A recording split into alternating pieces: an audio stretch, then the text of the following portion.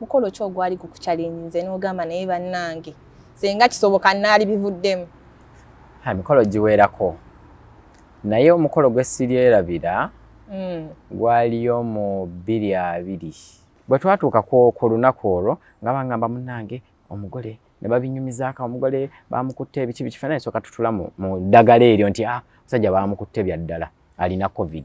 Baŋŋamba ssebo k'otuusa wano tetukuleka beerawo gwatuyamba taata atukkiriza taata w'omuwala atukkiriza tugende nga bwe tuli ffenna embeera tugitegeera eya covid obulamu kasooka ne butaasibwa tugende twalina emmotoka eza eyange gye nalina n'endala ne tugenda twagenda ndowooza roughly abantu bali ne tubasalako abalala tugenda abantu ndowooza nga 11 15 tugulayo kreti zaffe nga 3 eza soda ey'ekiggula luggi n'endala 2 zesaategeera zaaki abali awo bambi abeekuŋŋaanyizza ntufuna n'obubaasa nitwekamu 10,000 oba ababuuza ne tugenda tukola omukolo gwe nakasooka okwogerera ebbanga ettono within 1 hour omukolo nali ngumaliriza twatuuka 12 nga n'abantu abamu batandise ovaayo batulinze ffe tutuuka butuusi.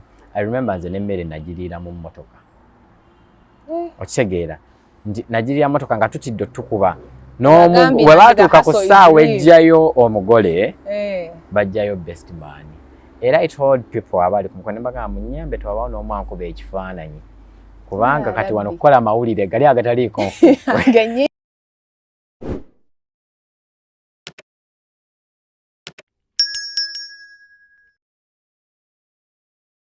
kubuuzaako omulabi wa Brown Skin Events webale kusubscribinga ku channel yaffe eno likinga oteekeko ka notification obenga buli kyekiteekayo kiraba. Amanya gange ze namba ya Nahid atuddewo okukuweereza olwaleero. Olunaku olwaleero tuli wano Kamyukas Hotel esangibwa Kamuli Namugongo Road. Balina accommodation aw'okusula, balina conference room, oyagala kulya kamere kawoomu, oyagala tegeka mikolo gyo birthday oba kutegeka any kind of event mukolo gwonna gw'oyagala. Aba Kamyukas Hotel bwe bali okuyambako. Oyagala wakusula otambudde oli ku highway okooye osobola opakingako n'oyimirira n'ojjako kifo kyaffe kino n'olaba ebintu ebitambula naye nga kyemmanyi services zaabwe ennungi. Olunaku olwaleero ndi n'omu ku bantu aboogezi b'oku mikolo abalungi abaludde mu field eno. Omwami ono kyemmanyi abamu mumumanyi ekintu akiruddemu akulunguddemu ebbanga myaka nga 8 n'okwambuka. Mbadde nsaba yeyanjule gye muli nneme mwogerera kubanga lubaale w'omulamu tasamirirwa waali mulamu. Mbadde nsaba weyanjuleko eri abantu. Omulabi wa Brown Skin Events kwebaza okubeera ng'olaba n'okusubscribinga ate n'okutwagala. Mwebale nnyo mwebale eddala. Tubasaba mweyongere okusubscribinga era tegeeza n'omulala abeere ng'atulaba era subscribinge. Erinnya abasinga bamanyi nga Farouk Skills oba Skills oba Skills Impressions nga ndi mutegesi wa mikolo ate ndi musajja mwogezi oba omulungamya w'emikolo egy'okwanjula n'embaga n'emikolo gyonna. Omulabi wa Brown Skin Events yali yagadde okumanya gwani wajja otya mu bintu bino ovuddewa obulamu bwo bubadde butya? Well, Skills Impressions oba nganzo Skills jana eno nagitandikira ndowooza mu high school kyatandika na passion kukyagala. Natandika mu high school ndowooza nali mu senior ya 5 senior 5 nga njagala nnyo okubeera MC. Of course I used to be a very stubborn student in class nga ndi mulalu nalina effujjo lingi si mulalu naye nalina effujjo lingi eddalu eryo nga omuyizi yenna kati okubeera mu ekyo okubeera mu character eyo kyandetera bannange okuneesiga n'okuŋŋamba nti pate yaffe gwagenda okujogera ndowooza natandika na pate yali ya Red Cross okakana njogeredde eyaffe eya prom eya senior 6 bwenti bwe natandika ate bwe nafuluma ebweru olw'okuba nti nali njagala nnyo the entertainment world. Yes natandika naliko mu brass band zino band ezitambula naliko bagita FDF band yes naliko mu FDF band nembeerako nenkolako obwakatuma ku mikolo bwe ntwe natandika kati kyawulika kito omulundi gwo ogwasooka confidence yaliwo ebigambo wabirina ebituufu oba kyezimbiraawo ku mukolo ekintu kino nange nkyewuunya kyavaawa I think nja kwebaza Katonda ayampa ekitone kubanga we nali nsoma mu senior mu A level nakola literature and English naye nali nayogeza nnyo oluzungu kati ate essaawa zino njogera emikolo gyakwanjira ndi mu bisoko gya Luganda so nze ndowooza nti it comes with talent ate n'okubeera ng'ekintu okyagala ate ne Katonda okuyamba n'abeera nga ndowooza lekkubo lyeyakutegekera oba lyeyakutemera okubeera nga lyojja okuyitamu kubanga confidence bwe nali ntandika okwogerera emikolo bwe nagendanga okukola obwakatumwa natambuzaako ku buyungo bana batambulira ku buti waggulu yes ndowooza we natandikiraawo bwe nagendanga okwentertaininga ku mikolo nga bwe mmaliriza oba bwe mbeera ku mukolo nga wakati mu kwentertaininga abantu nga njitwala nga lesson nga njigiraawo era nze sirina musomesa omu wankalakkalya nti ono eyanjigiriza emikolo njigidde ku bantu bangi era nagenda mbigattagatta okufuuka kyendi olwaleero yes kati omuntu yali yagadde okumanya experience eyo yakuyisa byali yakaserengeto oba naawe olinawe watuukira n'ogamba obambireke tebiba byangu olw'ensonga natandika ndi muto ate kubanga kati nkimazeemu emyaka 8 natandika Katonda yannyima omubiri nkiraba ndabikanga omwana omuto buli kaseera onyoomebwa kati nasooka kunyoomebwa you know nasooka kunyoomebwa nga naye mutuleetedde akaana akato kati ono mwana agenda kwogera ki naye nga I prove them nga nkute microphone yes Katonda kyeyanyamba ekirala kyeyankolera yampa eddoboozi so ng'eddoboozi lyange linyamba lintunda kati nga mmaliza omukolo ng'ate abantu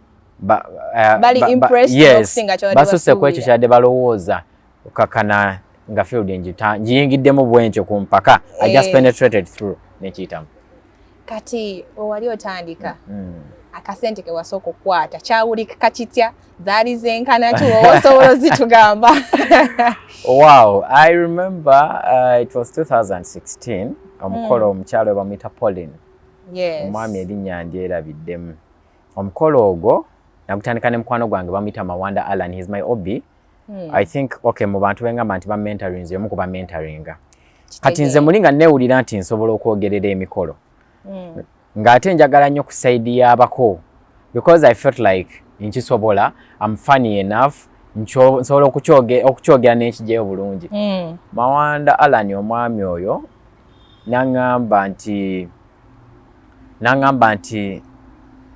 nangamba nti tonnaba kutuuka kyolowooza si kyoli weetaaga osookere ku side y'awaka kubanga yenyangu mukira olabanga kiri kyekyangu side eri ne weetaaga eno omukyalo yampa akasente ebiseera byo nali ndabanga kamaanyi sijja kwogera bingi naye sijja bagamba muwendo naye ne bwe yaŋŋamba nti Farouk akasente kaganyeemu nakireka kubanga nali nkyagala ate yanzikiririzaamu nampa omukolo gwe nga nkyali muto okumanya nali nervous ku lunaku olwo ne vesti neerabira okujambala naye nga nali neetegese nnyo yes neerabira okujambala kati ogwo omukolo gwe wasookerako kwali kwanjula yali mbaga kwali kukyala kati nze ndowooza okutandika okwogerera emikolo gino weetaaga kusookera eno wansi bwe nasooka nenkola obwakatumwa nenzira ku zi graduation nenfunayo kaawo embaga naye nga bampaamu buwi kati omukolo gwali main nga nze agukutte gwali gwakwanjula era nze yagusookamu era mikwano gyange okuwaamu obubi otegeeza ki nga mulala yagukutte nemugamba kankuyambeko ye nakuwaamu oyogeremu weetunde mu bantu bwentyo bwe nakitandika omanyi olimu tekiba kyangu confronting abantu kale kutuukirira muntu olwedde ali mu kintu kino obuvumu obwo nga totyamu n'ogamba bannaaye anaŋŋamba ati atangobe tanswaze mu bantu olw'okuba nti ekintu nali nkyagala omutuukirira n'omukuba akaama n'omugamba nange nno ndi mwogezi nange nno ndi MC mulungi nsobola okuyambako abamu bakkirizanga abalala ne batakkiriza kubanga nabo it was their time to shine. They wanted to shine. Kakati gwe nga tosobola muyingirira ngero ino muleka akole bw'aba akkiriza nakuwaamu kati oluusi bwe nagenda ng'okukola obwakatumwa nga wano abako tebannajja nga neyogezaamu which was a rehearsal in disguise. Yes. Kati okutwaliza awamu gwe wali kubanga ngambe watandikira mu ssomero senior 5 watandikira okukola ebintu bino byajjanganga bakwano bakupushinga tukolereyo kapate kafe kano kwogerere n'ebisigeri ng'ebyo gwe mulingo ovudde ku ekyo tewalinamu kintu kyonna kyakuleetera gamba nti kankole kino inspiration ng'ovudde oba omuntu yenna gwe walabayo nga ffe twene netugamba nze neegomba gundi akikola bulungi. Bwe nafuluma high school olw'okuba nti seeyongerayo ku university nakirowoozaamu nti maybe awo lyekkubo lye nina okukwata kati bwe nagendanga ku mikolo neegombanga nnyo omwami we Mawanda Alan LC3 chairperson to be Mukolo district namwegombanga nnyo nti yanjogereranga bulungi kati ne mugamba naye nange njagala mbeere nga Alan nga alina eddoboozi eddungi nga lituula mu muzindaalo kati ndowooza we natuuka ne ngamba no ndowooza kye kino kye nnina okukola n'ensigalirawo bwentyo. I think he inspired me as well. Okay. Yes. Kati nze wensoso owulira erinnya lyo skills impression sirengamba skills bubanga bukodiyo kyekyakuleeta ogamba mannya gonna ng'ate osazeewo okubeera MC mannya gonna n'ogamba skills. Well, skills lino lyava mu high school era abantu abasinga tebamanyi na linnya lyange abasinga bamanyi skills. That's why lyenjogera because it is a brand now oba lyentambuza lyava mu high school. Mukwano gyange nabasanga bali eyita nze ku lwange n'empulira nga teribanyumira nembagamba eryo erinnya lijja kunyumira nze nze gwe bayita Farouk skills nendi bajjako nagenda ova mu ssomero nga bo tebamanyi nga ba skills nga nze gwe bamanyi nga skills kati okuvaawo era nentandikawo skills impressions yasooka kubeera skills entertainment nenjifuula skills impressions after some time nga ndaba njagala mbeere bougie nange corporate you know nengamba ka impressions kajja kunyuma nengenda ne skills impressions era ko bambi katuddewo katuulawo bulungi bali kusiima. When you hear about the company name you're just eager to see what are they going to put on table. I know, thank you. Kye bateeka ku meeza. So ng'okutwaliza awamu wali okula okay you told me tewagenda ku university maife butukuza tulowooza wano mu Africa abasomye ennyo be bagenda kukikuba bukka abasomye ennyo abantu abamanyikiddwa ennyo you know kwenga gwe muli wootuula wansi tofunayo bantu bakuchallenginga. Well, I grew up wanting to be a lawyer. Naagala nnyo nzijukira nabeeranga mu literature class twalina teacher waffe nga bamuyita Madam Balinda. So we twabeeranga mu class nga njagala nnyo kaayana. So she used to tell me naye gwe bw'ogenda ku university soma Mukola law you should be a lawyer kubanga osumbuwa nnyo what. So nayagala nnyo okuva dda nga njagala nnyo okubeera lawyer. Naye Katonda abeera n'enteekateeka ze tutegeka ne Katonda ategeka. Sigamba nti nno okusoma ennyo n'otuuka n'ogenda n'okola paka PhD si kirungi. Kirungi. Naye buli omu Katonda aba alina we yamutegekera. Kakati yes kati nawe natuuka ne ngamba kantuuze nniya nzikirize kino kye nnina. I embrace it. I flow with the water. Thank you. Kati this is where I am now. Ebyokusoma ne ngamba ekya university no kansooke nkireke ngende na kino and I thank God ndaba ku bibala byakyo. Alhamdulillah mukama yeebazibwe. Amina. Kati wemba nsazeewo okubuuza nganze okay ngambuuliza omuntu ye omulabi wa brown skin events oba MC babusoma waliyo any kind of course? Yes, oba MC babusoma lwakuba nti kati abantu ne bamuwaachi papula chenga MC oba MC mu njogera ennyangu oba ennungi tukiyita public speaking. Abantu bagenda ne basoma okubeera ba public speakers abalungi. Babusoma naye eri abamu nga balina talent nga mpozi wetaaga okubangulwamu akatono katugeze mu mikolo gyaffe egy'okwanjula nga wetaaga omuntu okubaako byakusomesa nti tewetaaga kumansa ntungo oba kuseereza lulimi kwogera bigambo biweebuula kati omuntu weyeetaaga ennyo okubangula naye olusi Katonda bw'aba akuwadde ekitone you just need to polish a little bit. Yes. Kati mweno field gye wayingira lwali lunaku kyoba gwalimu akatyogo bwe wasalawo n'ogamba kanneetongole nga nze I be bold enough about myself nti nze MC skills nze omwogezi w'oku mikolo n'ogamba nga bakubuuza tosoka kwebwalabwala tosoka kusoka mba mugambe oba mbireke. Well, bwe nali nakatandika okwogerera emikolo natandika n'omwami Mawanda Alan n'omwami Newton Sembatya. Kati abaami abo balina ekibiina kyabwe by then nga bakiyita Makula Ceremonial Solutions. So waliwo we natuuka ne mpulira nga nkuze ng'emirimu ntandise ogifuna. Kati wakati mutandika okufuna emirimu awo ne ngamba naye bano kambaleke.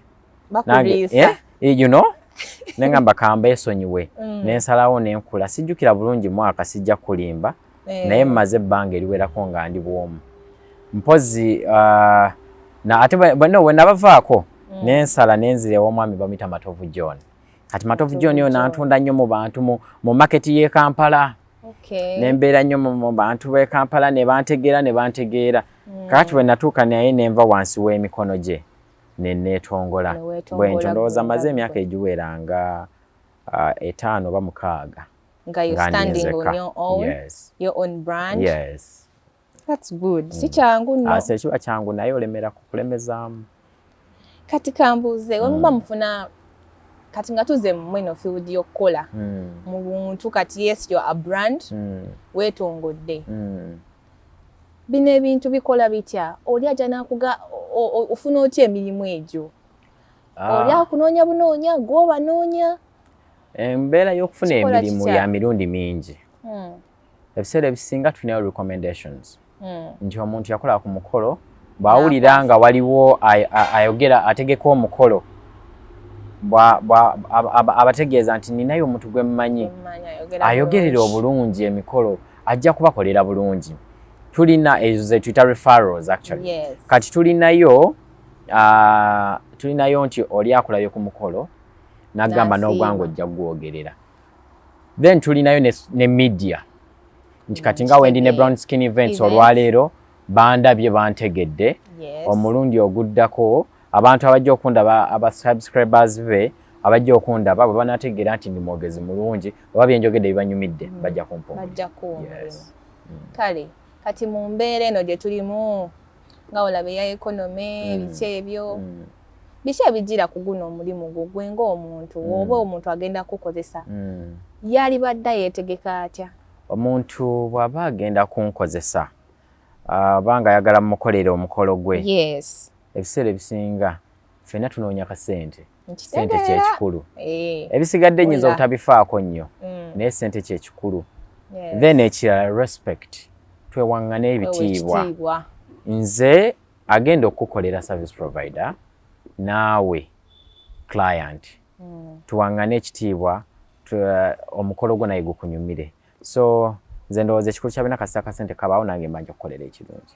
Omanyi eno field gye tulimu ya events entertainment abantu kuva dda mwalimu akanyumerezaako nga batulabanga oba abantu abatali professional oba nti gwoba weeguyoyo omuntu akunoonyeza tofunangako omuntu nga azze kuwa mulimu naye nga akunyooma akuyisanga agamba gw'omwetaaga actually. Abo bangi ate era bakyaliyo. Ne ssente zo n'ayagala sikendereze ddala alabira ddala bangi ate era bakyaliyo.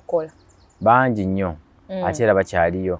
Abantu abamanyi n'okuba n'agamba omukolo guno guliko minisita. Guno omukolo guliko baminisita n'omubuuza munnange minisita agenda beera ku mukolo ogwo kyogamba yagenda osasula ewange yagenda okundabirira yagenda okulabirira abaana bange oba yanaalabirira famire yange. So minisita agenda beera ku mukolo naye agenda kumpaaki. Otegedde nze nkugambye price yange gye nkolera. Abantu bangi batunyooma n'akugamba nina okukyala ogenda kwogerera essaawa emu bbiri bwe ziti nja kuwaayo emitwalo 10 n'omugamba mukulu olaba otya gwe singa obyogerera nze ne nkuwa 10 egyo.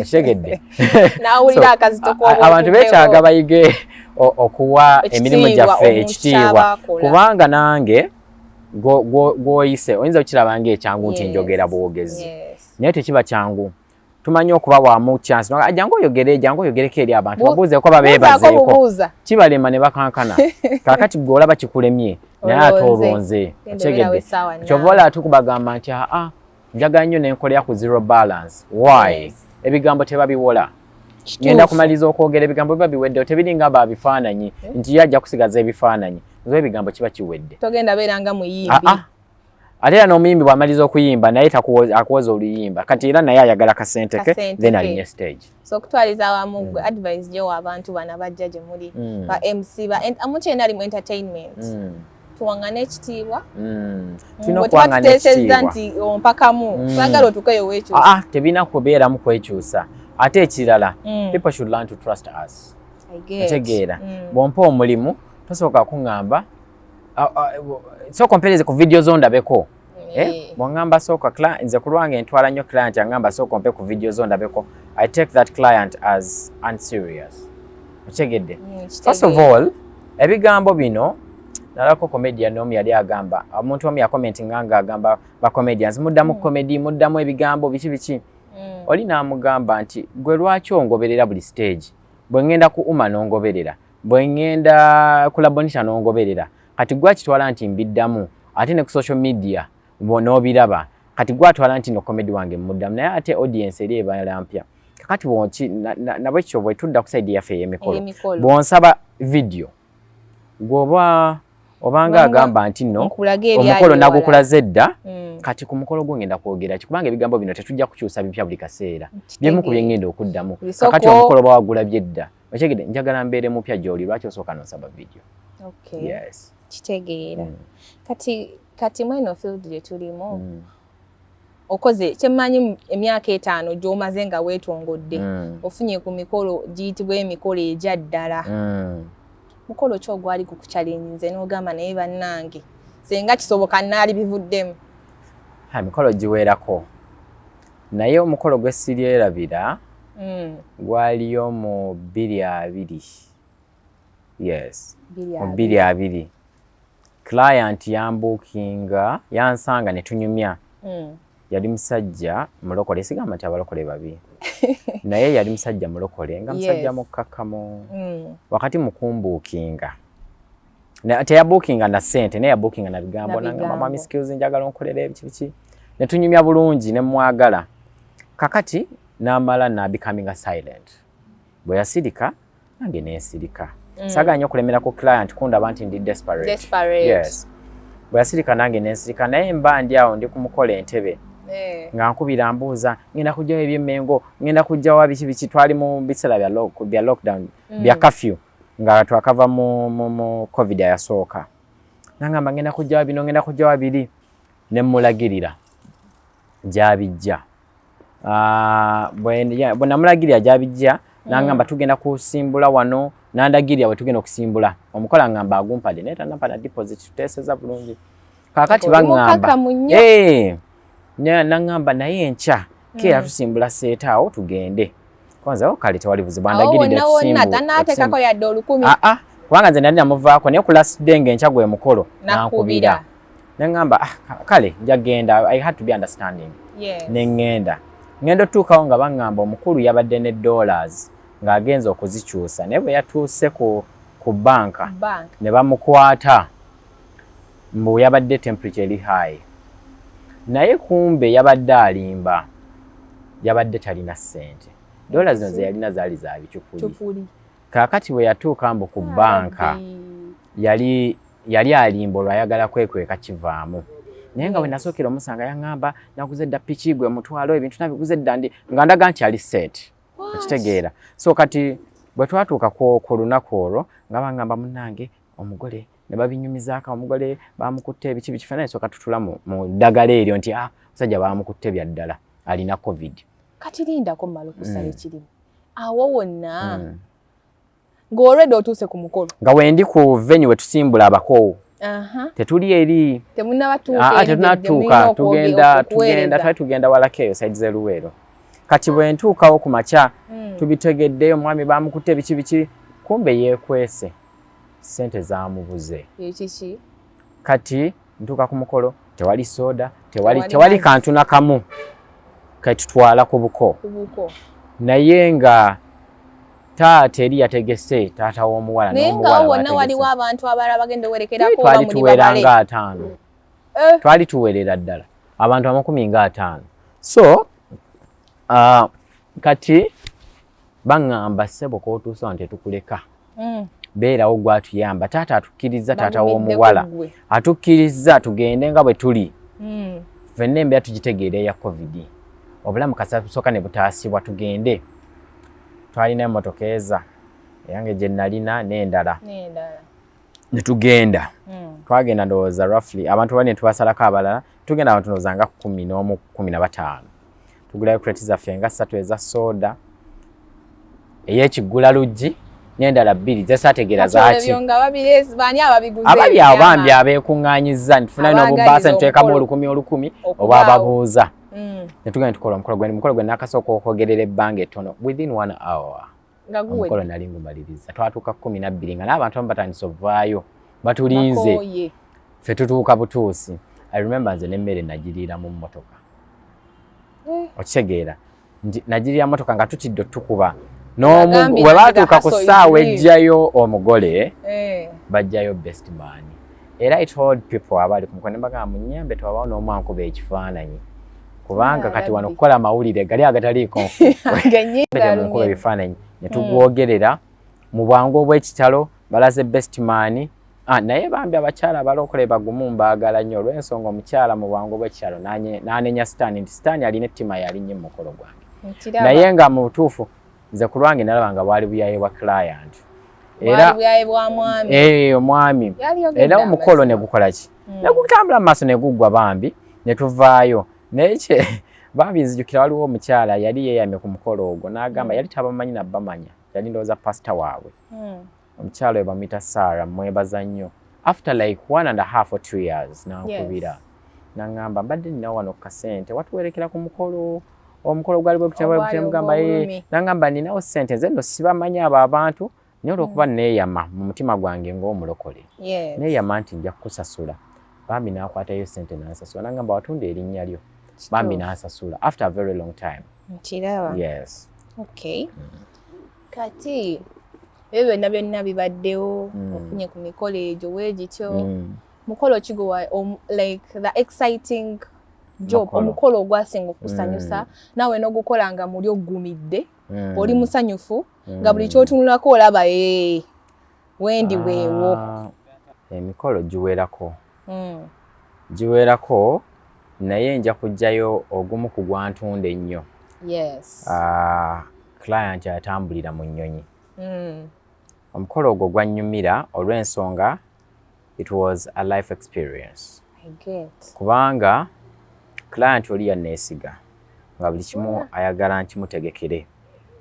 N'agamba okuviira ddala ku budget omutimbi kubanga omukolo gwali gwa back to back balina okwanjula ku Wednesday ng'embaga ya Saturday ng'ate okwanjula kuli Kampala embaga eri Kabaale.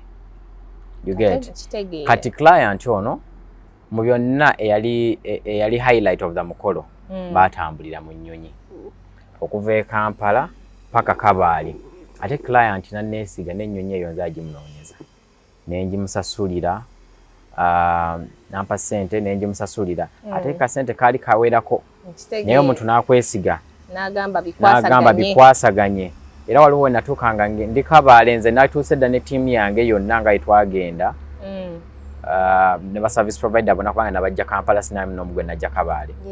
Nga bwe twagenda nga ffe twatuuse dda neŋŋamba naye ennyonyi eno bw'etajja nga client namulese Kampala ng'ate omukolo kubanga balina kutuuka ku makya. Nga buli kimu kiwedde. Bo batuuka ku makya kwambala genda mu kimu kyaki kugattibwa then bajje. So ogwo omukolo ogwo gwe gwasinga okuntunda gwankolera nnyo ne gulaga my ability nga event planner nti olaba omuntu asobola okufunira ennyonyi eyo ne sente ze nagifunirako si sente zaayo gy'opangisa kubanga okuva e Kampala paka Kabaale ennyonyi eyo ebeera mu million 38 ne boogenda ku Serena ne boogenda wa but I managed to negotiate paka wansiko. Affordable price. Yes, it wasn't that affordable ku muntu atazirina. Naye omukolera nawe wali ogulaba. It was affordable. Muntu wasabira ennyonyi ssebo. So nga ne bwogenda kubanga nasooka ne ngamba obeeka jansi banimba nengenda ku Serena ngenda tuka ku Serena era nga kye kimu ne mmanya kati nina kukola kino nga client nga bakyali waggulu ennyonyi eyo kakana ngifunye nagijja mu magye. Yes. Mwayingira system yaffe. Nagijja mu magye olina okubeera era bw'obeera event planner oba service provider you have to be connected. Olina okubeera ng'olina omanyiyo abantu abasobola okuyamba mu kino kangeze client ayagala kino nsobola ntyo kifuna. You have to make sure client kyayagala kyonna okimutuusaako. So ennyonyi eyo yantunda nnyo okubeera nti nsobodde okutegekera client omukolo ogulimu ennyonyi. Ate ne bwe twatuukawo ku venue ng'ennyonyi elandinga bwe baagezaako okutusumbuwa aba golf course we twali tulandinga na biki it was just a one call. Era Major n'abagamba baleke basanyuke nemanya bino ebintu byagamba n'ogu birina okukola. Yes, that's it. Mpozi omulala ogwanyumira oba ogwantunda oba ogwali mu kamera okubeera ewa Ssaabalabirizi n'okola omukolo mu makaage ku Palace as the Archbishop of Uganda. Of course, yes, nga balonze gwe ogende ewa Ssaabalabirizi. Baleka bali bonna banene. Ate era bwe yamaliza n'agamba omuvubuka nze nno nabadde simanyi nti nno oli muvubuka ayogerera obulungi bw'oti okakananga n'embaga ya muwala we agimpadde. So ate nga baalina owaabwe ewaka naye yamaliriza agamba n'embaga ajja gyogera. We twamaliza omukolo we yali awa speech ku mbaga n'agamba abaana bano mubawe emirimu bambi boogerera bulungi ayogerera bulungi nnyo namusiimye ate ng'omukolo agutambuliza mu ddiini mu mbeera yaffe ey'ekikristaayo ate ne mu buwangwa nga tawemudde. So jejo ndowooza n'emirala giwerako ba clients bangi ababadde as perfect as possible. Kiraba naye kati nze mukulaba kwange nga nze kusinziira ku bwendabye ebintu bino kirabika birimu ne ku mukisa ng'ovudde ku hard work. Ne batugamba hard work pays. Birimu omukisa naye ne reputation. Okola otya emirimu gyo. Okola otya how do you carry yourself? Abantu nga bakola bulungi but I don't know oba marketing ebebulamu oba luck.